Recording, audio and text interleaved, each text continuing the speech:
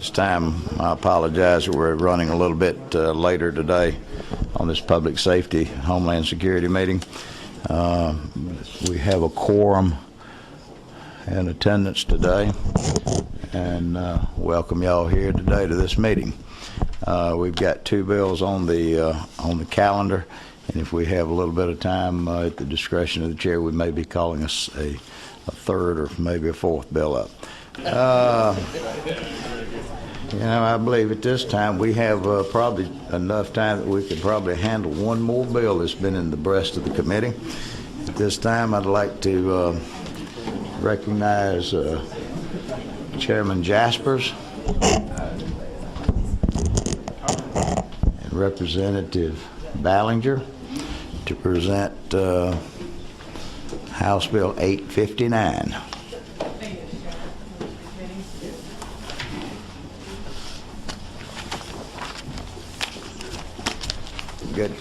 Good to have y'all here. Thank you.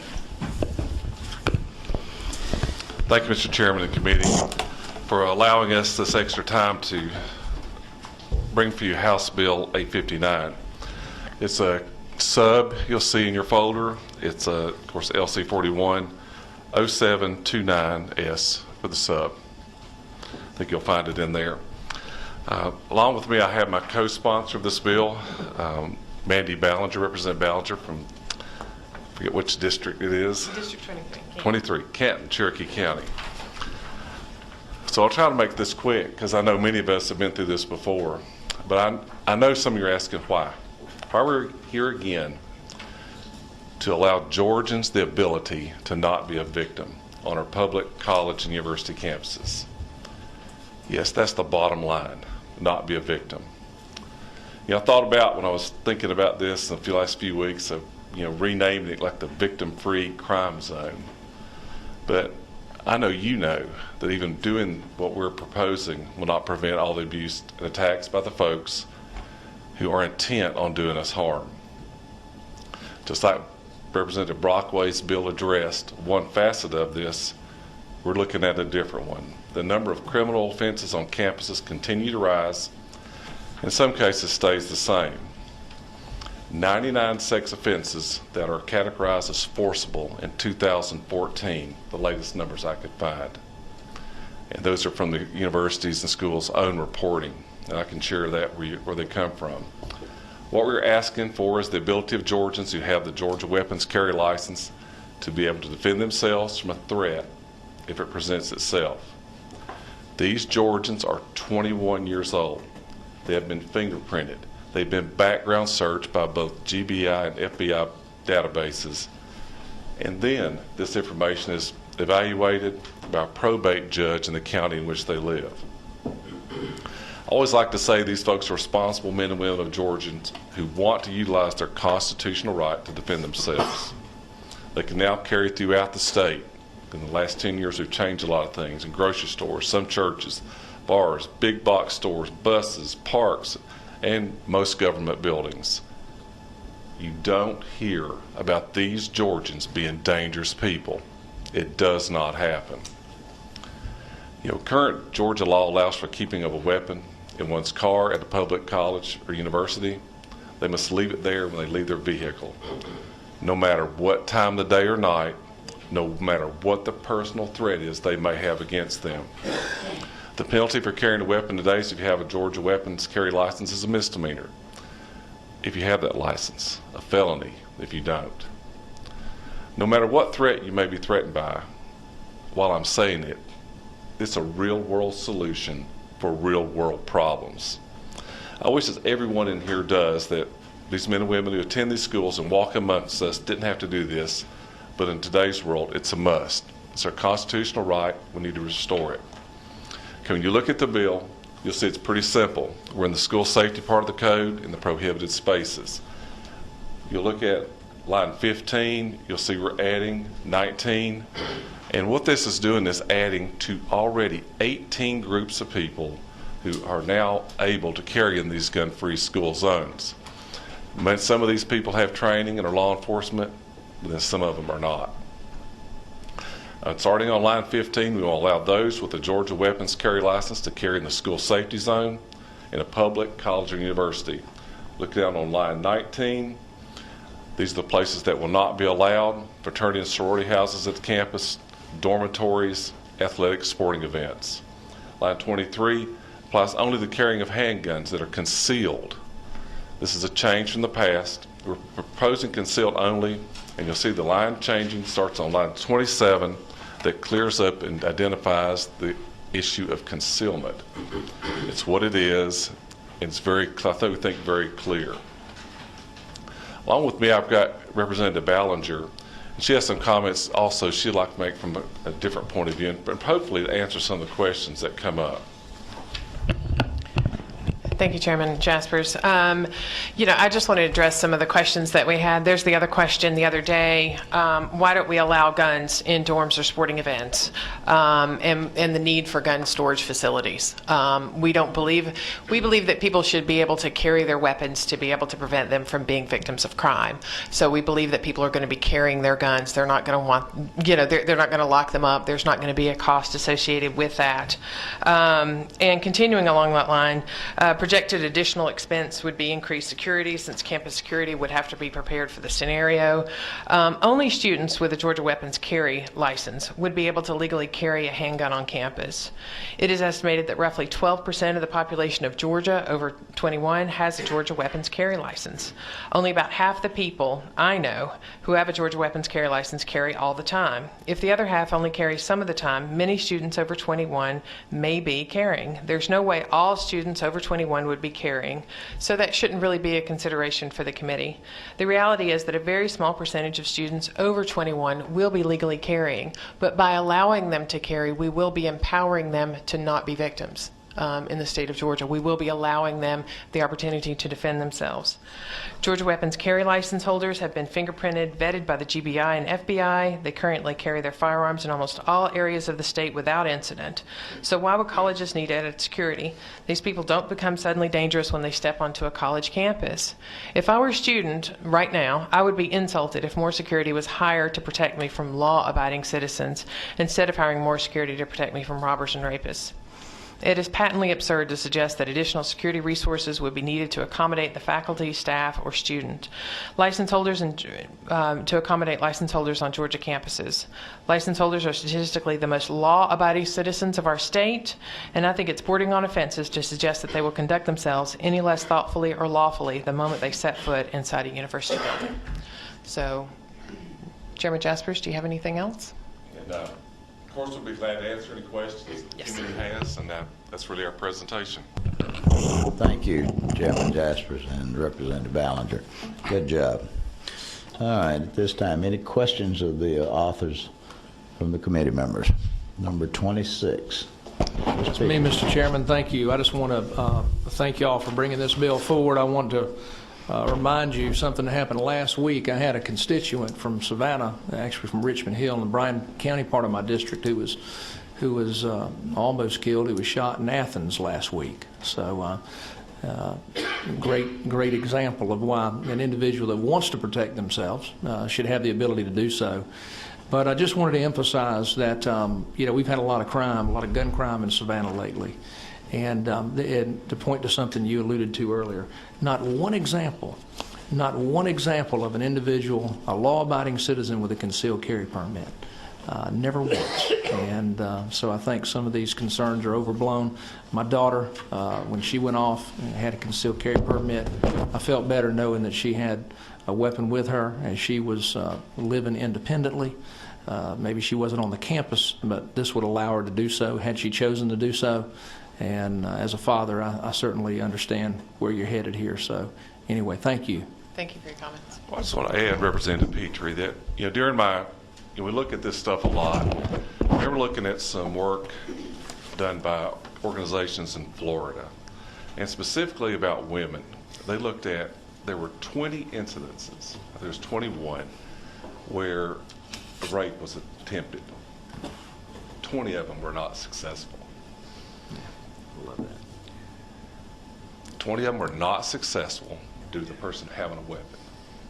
And that's 20 lives are changed by empowering Georgians. And I hope you hear the passion that I have for this because it's there. And these are tough bills, and they're tough because you get a lot of criticism on both sides. Some people say you don't go far enough, some people say you go too far. But I want you to think about victims. And I think that's when we were on TV the other night, on the drive home, Representative Ballinger talked about victims. And that's who we're talking about here, not the fluff and not the people banging drums saying, oh, they shouldn't be able to, but you need to think about the other side of that. Thank you, Mr. Chairman. Thank you, Mr. Chairman. Ms. Waits. Thank you, Mr. Chairman. It's my understanding that in Texas alone, that the additional cost to retrofit the campus for this provision was about $59 million over a period of 6 years. Have you looked at the fiscal note in terms of what this is going to cost Georgia institutions to retrofit for this provision? They wouldn't need to retrofit. What would they need to retrofit for?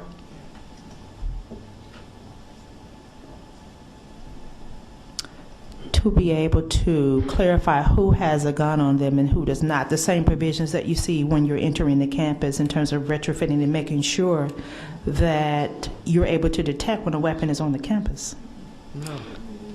There wouldn't be any security. I mean, are you talking about just the signs? Well, I'm referring to what's happened in other states such as Idaho, Arizona, and Texas, where they're indicating that they have had these overwhelming expense fees in terms of security to retrofit to be able to monitor who has these weapons on campus. I don't envision monitoring who has weapons. Well, It would they be have to check for the concealed carry permit. So once you come on, you're indicating you declare that I have it. No, you don't. If I might, That's incorrect in the state of Georgia. Okay.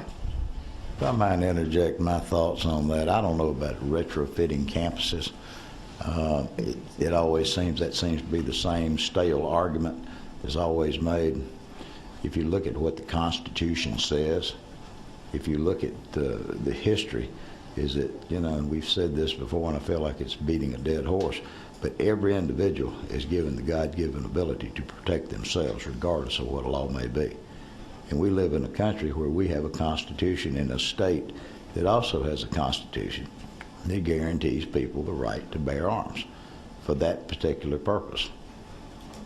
Now, my thought about retrofitting may be that the universities hadn't done too good of a job of retrofitting when I pick up the newspaper and I see where there's been 4 armed robberies held in the library over at Georgia State or untold crime on other campuses.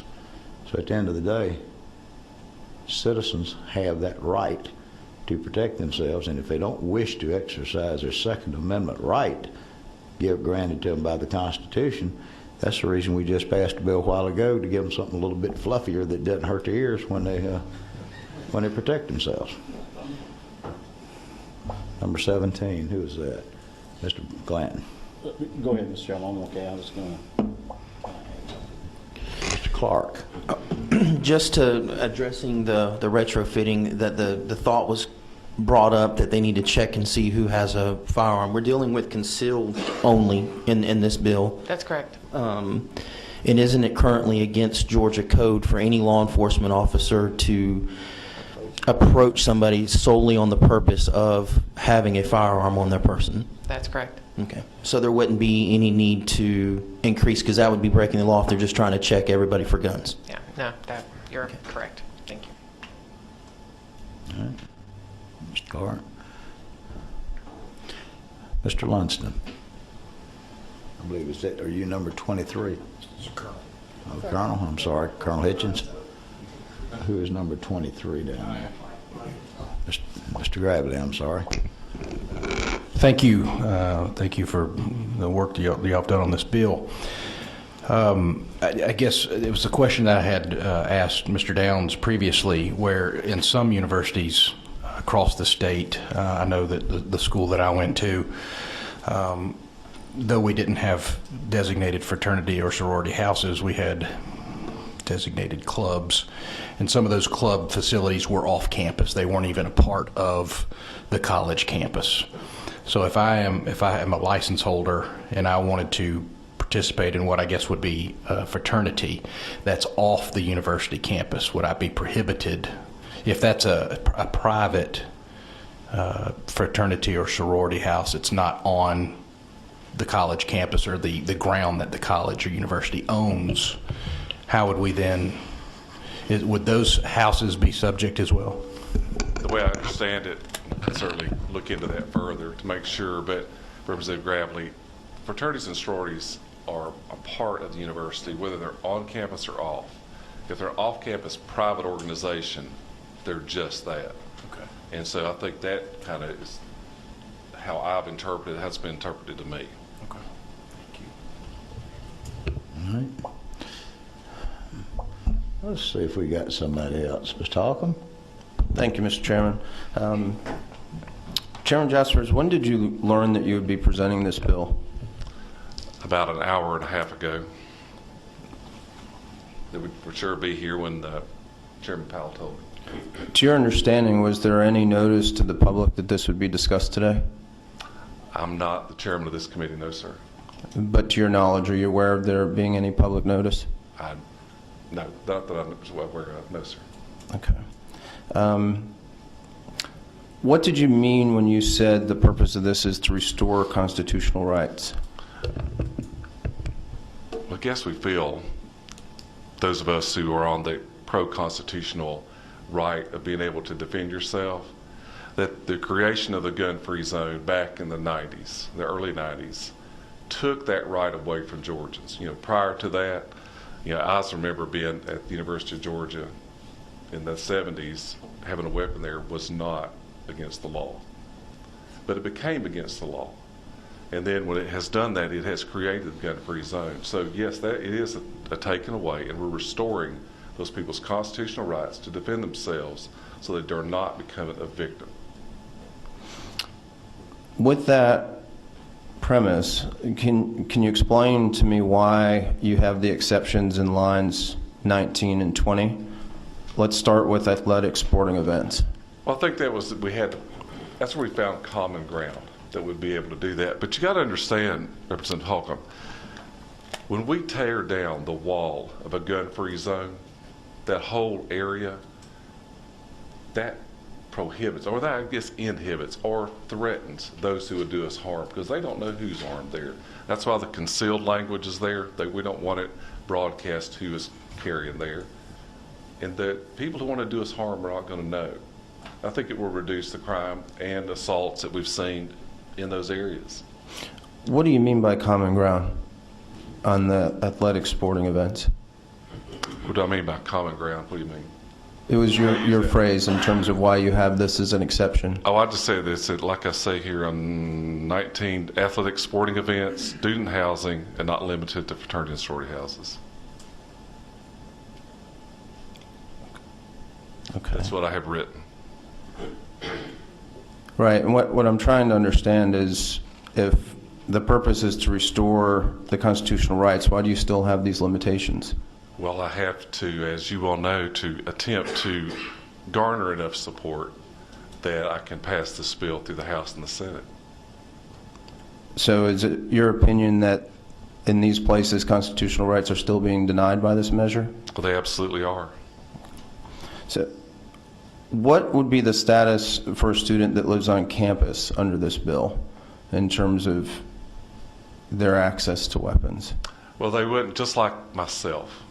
When I walk to the Capitol, I have to leave my weapon in the car. If I walk across Georgia State's campus, I can't carry there. We're not requiring or really ask universities or anyone to provide storage or anything like that. You look at dormitories, et cetera, those are predominantly people, vastly predominantly people under 21. So they're just exempts them out of it. We felt those are generally unsafe locations. They're not locked well. You know, people leave doors open, and you just don't want to have that in that situation. But when we're walking through, I make the decision to go into a restaurant. If I can carry there and I want to, I can. It's a decision I make as a Georgia weapons license carrier to do that.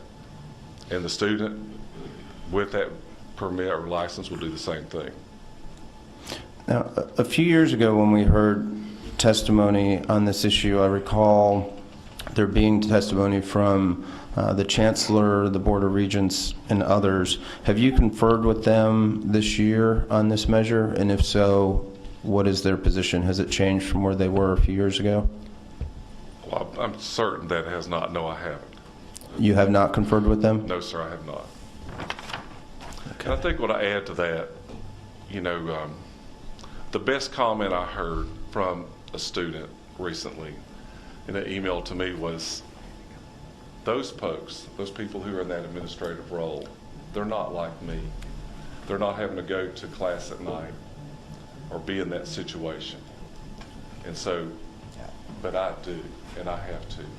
And that's why I would like for you to pursue and do whatever you can to give us that right back.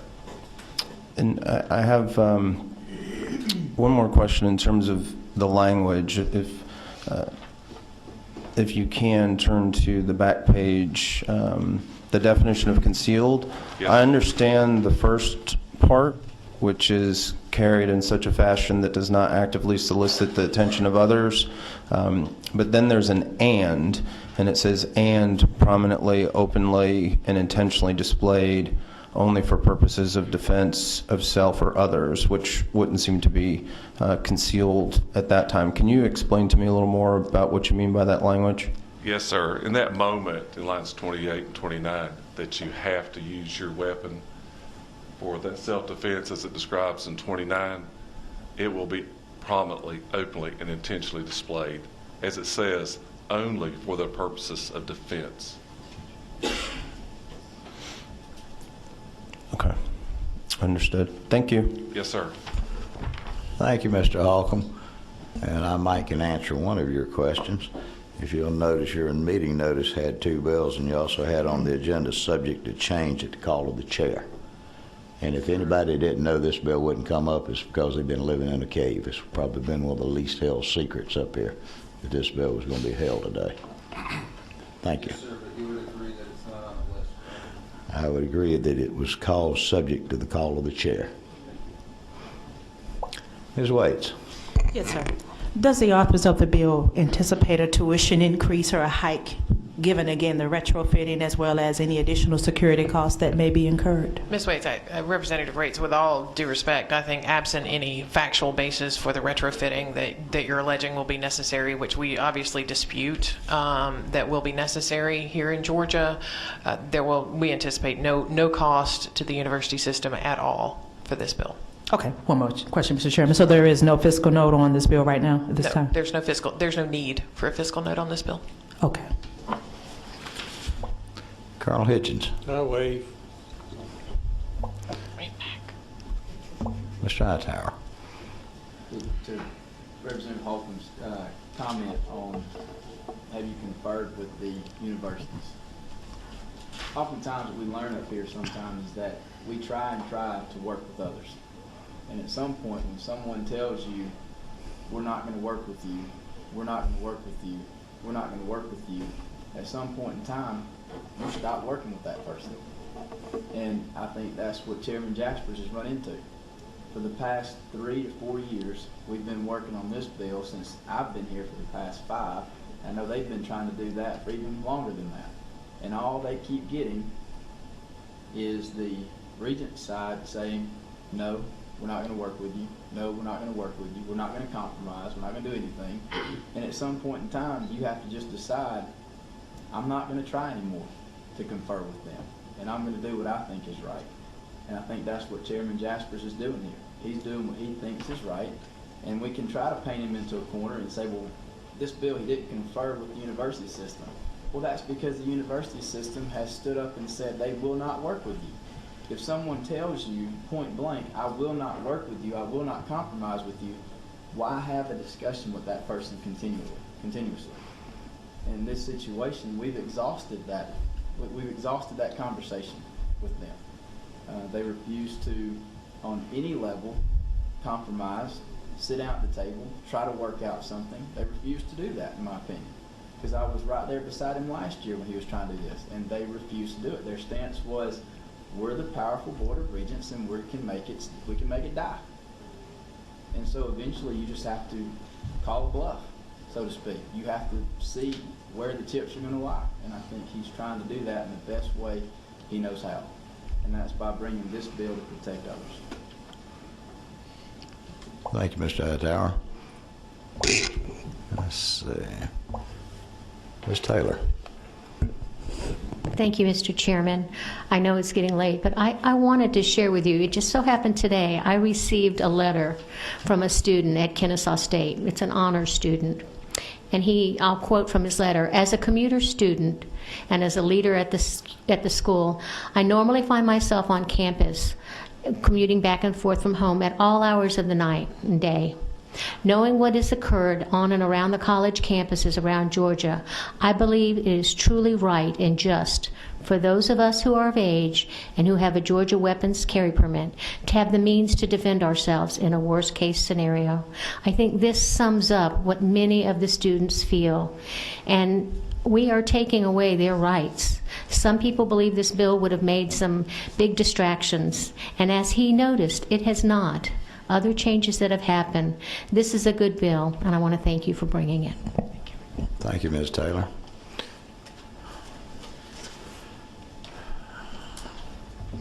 Mr. Clark. Yes, sir. I just wanted to take a moment and also thank you for working on this. Over the last few days, there's been a lot of emails coming in about lines 19 through 20, and I just want to thank you, Chairman Jaspers, for you've worked hard on getting a bill that is likely to pass both chambers of the General Assembly, even though it might not be to your liking, my liking, and everything we want. I think you've hit a good bill when you've got people that are anti-gun telling you to oppose it, and then some that are really radical pro-gun telling you to oppose it, that you landed in the middle, and I think you've done a good job, and I just want to thank you. Thank you for those comments, Representative Clark. Number 23, who is that? Mr. Chairman. Thank you. I want to thank y'all. I've listened to the debate, and I've got 2 technical schools, two universities in my district I share with Representative Hightower. And the debate, the negotiations, really at the forefront of my mind is this. These armed thugs, these thieves, these guys that came in and scared the living daylights out of these students that were paying money to get an education. They didn't confer with them before they asked to steal their laptops, their personal, their wallets, their cell phones. I can't imagine if I were a father with a college-age daughter right now. Mine will be there, God willing, and I hope darn sure that our time here in the legislature, at least while I'm here, that we can look back and say, I did something to give them that right, that option. It's already a God-given right, but that option to say, you know what, if it's a taser, if it's a stun gun, or if it's a 38, or if it's a 9mm, that I can sit and I can study and know that if someone does approach me, either on my way back to the dorm, or in the library, or walking across campus one day, that I've got a fighting chance to defend myself, to say no, to at least have an option to fire back or to protect myself in that situation. Especially as the father of little girls, I thank you very much for that. I know y'all have worked diligently on this. Thank you very much. Thank you, Mr. Gravely. And just to see, we've got Ms. Waits again. Yes, ma'am. Mr. Chairman, I have a great deal of respect for this body as well as the authors of the bill. I just want to go on record clearly that 78% of individuals in the AJC poll that were tallied indicated that they do not support a measure for campus carry. And I'm deeply disturbed that we would impose our will, given that the experts have weighed in on this conversation, given that they deal with this demographic on a daily basis, and they have said that we do not want this provision. I agree we have a problem. I'm very clear about what happened at Georgia Tech as well as Georgia State, and I agree we need to do something. But I believe that this is an extreme measure given the population that we are talking about. And I just simply wanted to go on record and just ask that we consider something else before we make this decision. Thank you. Duly noted. 24, Mr. Lunston. I would just like to make the comment that the Second Amendment is not an extreme measure. Thank you. Ms. Waits, would you like to say Yes, another? Nobody can say that this chair isn't certainly open to open You certainly dialogue have and been debate. extremely patient, sir. We really appreciate it. I'm hungry. Given that we are not allowed to bring our weapons into the Capitol, I guess my question is, to me, that seems to be imposing on the Second Amendment right as well, and I'm wondering why no one has brought a measure to allow weapons into the state Capitol. I don't understand that. That's a great point. Well, I think that that would be the first measure versus this measure. Would you not agree? Given that we're talking about kids. These are children. Well, they're not, these are adults. These are. Are you saying, Ms. Waits, do I understand you right? Are you saying that perhaps we should open up the Capitol grounds? I would support that. Could I be your second signer if you introduce that bill? Sir, we can go ahead and just put it in the bill right now. I would support that measure wholeheartedly. Julius, Ms. Waits and I will meet you after this meeting to get that bill drafted up. And I can almost say we might can have time to get it, I know we'll have it introduced in time to get it past this committee. Julius, please do. Let's see. Mr. Gravely again. Mr. Chairman, if you're giving me the opportunity, I would 100%. I've been asked that question before. Matter of fact, on my Facebook page, somebody had posted, "You all want to put guns everywhere, but you don't want them at the Capitol." And I responded 100%. I believe we should have them here, not just for legislators, but for anybody that comes in and out of that door. It's a Second Amendment right. We could, I mean, if you. Listen, we're asked to disarm in the most contentious building in the state of Georgia. I don't understand that. I've never understood that. Can we allow an exception for Representative Gravely? Thank you so much. Mr. Chairman, can I explain that part of the bill? I mean, that was in House Bill 60, Representative Waits, that addressed the Capitol and any other government building. That means a government building in Clayton County, that allows them, that government building, if they choose to screen everyone coming in or out of it, to make it a gun-free zone behind the state's security, whether it be a sheriff's department or whatever. And so the Capitol falls into that because they screen here too. But just like any building in any county within the state, we gave them the ability to do that too. Mr. Clark. Thank you, Mr. Chairman. To my colleagues again, I've heard the term, some different terminology here that has referenced immaturity and that they're kids. Is it not true that in order to obtain the Georgia weapons carry license, you have to be 21?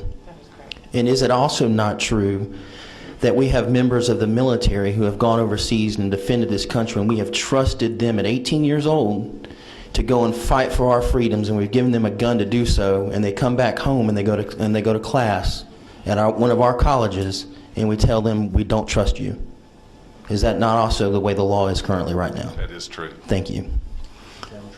All right. Ms. Waits, one more time.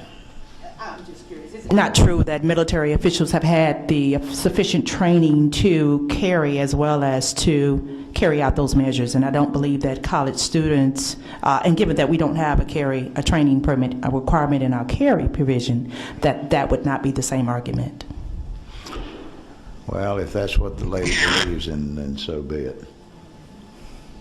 All right. At this time, I want to open the floor up to testimony. If you need, yeah. Well, it's not that I need you, it's your right.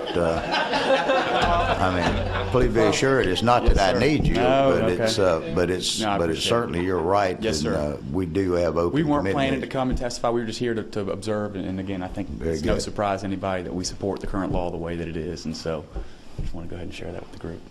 Very good. Thank you. Do we have anyone else here that wishes to be heard?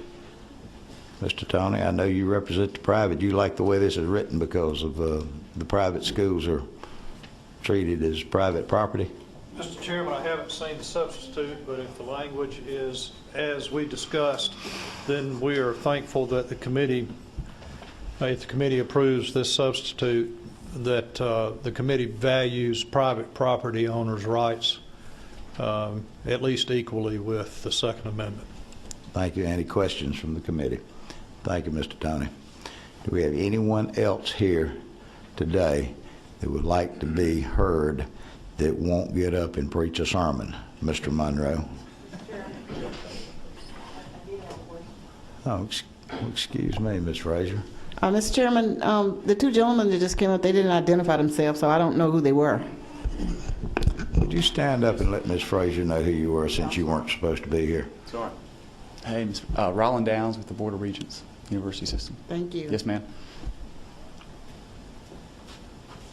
Jet Tony, representing the Georgia Independent College Association, which is the 26 not-for-profit private colleges in Georgia. All right. Ms. Frazier? Thank you, Mr. Chairman. That's the proper procedure. Thank you. One up. Yes, sir. Thank you, Mr. Chairman. Actually, for the gentleman from representing colleges and universities, yes. My question to you is you said that you support the law as it is. My question is a little bit more definitive. Do you oppose this legislation? Well, I think we support the current law the way that it stands today. We feel like it's good policy, and our institutions are supportive of the way the current law is written today. I don't understand the answer. That's a correct answer. Thank you. Thank you. That's the answer on self-defense. Mr. Gravely, Mr. Gravely. That'd be for Mr. Downs. So just on that question, so if we changed the current weapons policy as it is today, are you saying the university system would say, well, we support the current weapons code as it is today? If we changed it, would y'all oppose the change? I think you would see the faculty and the institutions who feel like the current law that's on the books today is good policy for them and at a comfort level for them that I think Gotcha. is, you may hear from those folks. I can't tell you. I don't know. So again, they're comfortable with the way the current law is written today. Gotcha. And feel like that's good policy for their campus environment. Thank you. So. Rollins, if you might stay for just a minute. I see we're going through a recycling. Yes, sir. Sure. I do apologize, Mr. Chairman, but I guess I'm not hearing what I want to hear. And has this bill or this legislation or legislation relating to this bill been discussed by the colleges and universities? Sure. I hear it's been discussed for years. I mean, I think so they're very much aware that this bill was coming. Sure. So if they wanted to adamantly oppose it, they've had a year and a half to 2 years to not only voice that opposition, but to send us something as a committee expressing explicitly that opposition. Would you I think agree? the institutions and the systems have been consistent over the years that the current law that's been on the books for a number of years is sound policy, and they support that current law. And so if this bill were to pass out today, it would then become current law. Would you at that point support the current law? Well, let me make sure I follow you. I think that anything, as it goes through the process, we will be as engaged as you want us to be. In other words, what you're saying, you'll be law-abiding citizens. We are always. Thank you. Yes, sir. All right. Ms. Waits, one more. I'll waive, sir. I think he's been very clear that the university's... Thank you, Ms. Waits. All right. Thank you. Rollins, thank you so much. Mr. Monroe, and if I might remind you, brevity gets you a lot of points. Thank you, Mr. Chairman and members of the committee. I've been accused of many things, but preaching I don't think has ever been one of them. John Monroe, GeorgiaCarry.org. We strongly support the bill. And this actually is not our first rodeo with this. We've been working on this for quite some time. And I think when GeorgiaCarry.org was formed, the current law was there was a 1,000-foot zone around a university at which you could not carry a gun. And at that time, the university system said they supported current law. And then the 1,000-foot zone was erased. And then next we said, you know, you should be able to carry a gun in your car on campus. And the university system came along and said, well, we support the current law. And now you can carry a gun in your car on campus, but you can't take the gun out of your car. And the university system is saying, once again, it supports current law. I think the theme is whatever the legislature changes the law to, they support it, which is fine. We encourage the legislature to change the law to support this bill. I'd like to point out that under current law, which has actually been the law for many, many years, you can carry a gun into a classroom, or you can carry a gun into a dormitory or a sorority house or a fraternity house if you have a license and if you're going there to pick up or drop off a student. We don't have any issues there today with those things going on. There's no retrofitting necessary to accommodate the fact that there are people with licenses who do exercise that provision in the law. I know people who do. They go into classrooms, they go into dormitories, they pick up or drop off their students, their children, or whoever happens to be going to school. So that issue is already going on, and there aren't any costs associated with that. There also aren't any costs of retrofitting for when we got rid of the 1,000-foot zone or when we started letting people having guns in general in their cars on campus. So I don't think there's really any issue with retrofitting or costs. And with that, Mr. Chairman, I'll yield. I'll answer questions. Otherwise, ask the committee to pass the substitute. Any questions of Mr. Monroe? Thank you. Thank you, Mr. Chairman. Do we have anyone else? Mr. Holcomb, do you wish to answer at Mr. Monroe? If you'll wait, we have Mr. Holcomb that'd like to ask a question. Thank you, Mr. Chairman. Mr. Monroe, when did you get notice that this would be brought before committee today? I think when I got to this building, I stopped by Chairman Powell's office at around 3:30 to see what the agenda was and talked to the staff in his office and got a copy of a substitute bill. So I learned at that time that it was likely to come up. Thank you. Mr. Holcomb, you're certainly persistent with that question, if nothing else. Thank you, Mr. Monroe. Now, do we have anyone else who wishes to testify either for or against this bill? No? At the discretion of the chair, I'd like to say just a word before I turn this over for the summation of by the authors. You know, as I listen to this, and it seems to be the yeas versus the nays, and you know, I hear a lot of things, and I've seen a lot of committee meetings. First, I want to clarify that this bill has been called at the discretion of the chair.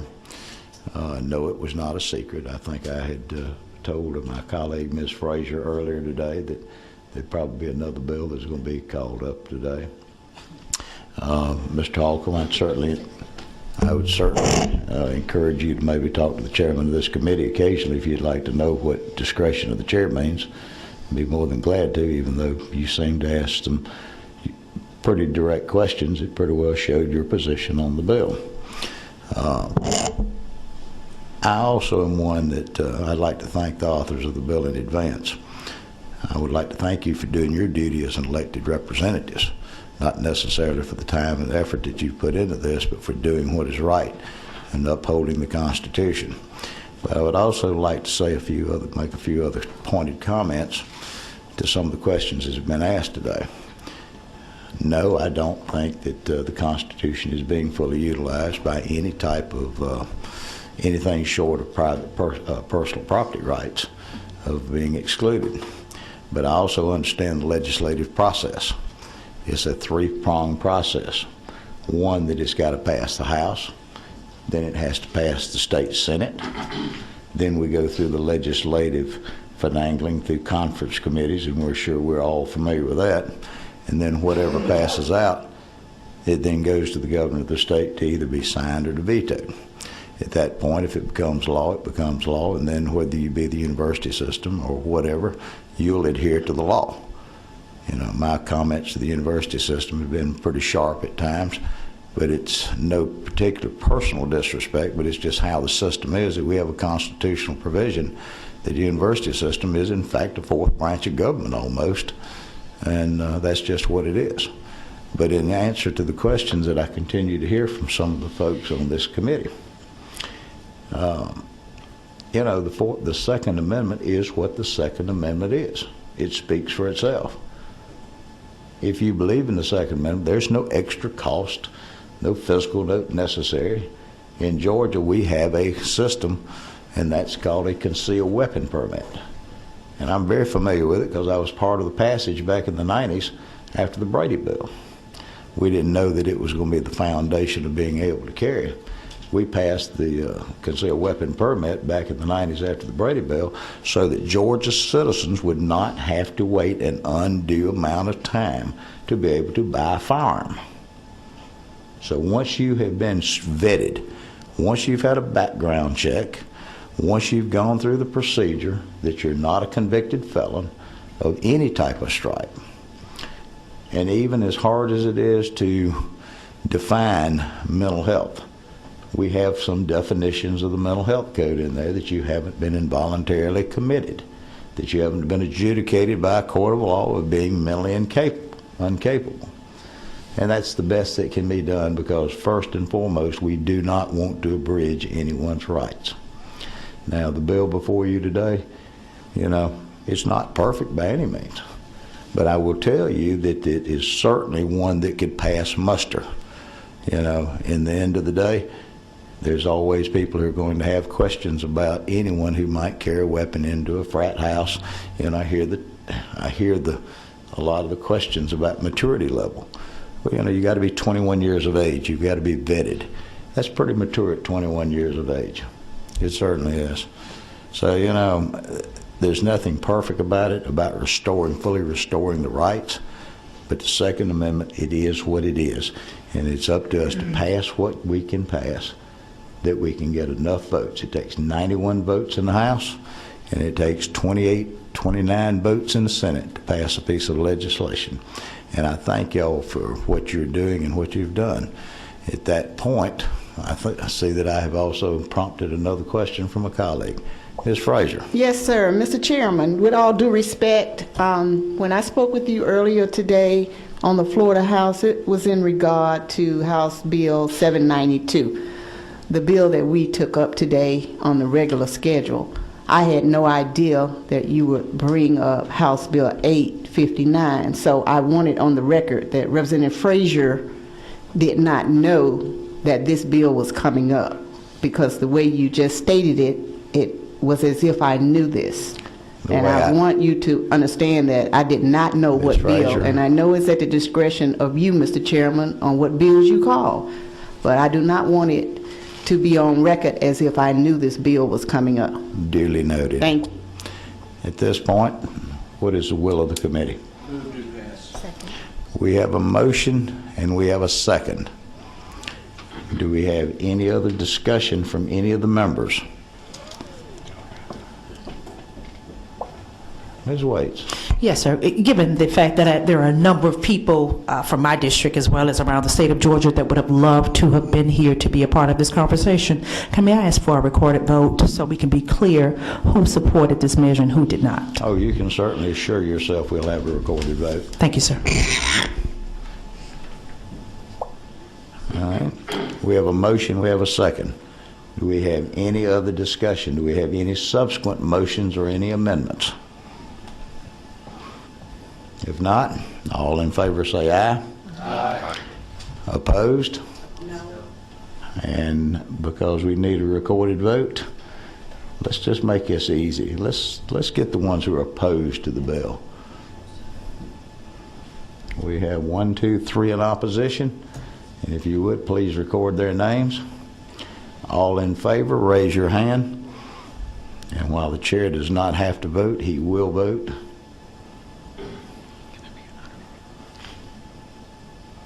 You got all of them, Abby? Well, the chair wishes to thank you again for this bill. Is there any other issues that this committee wishes to bring before it tonight? If not, this meeting stands in recess.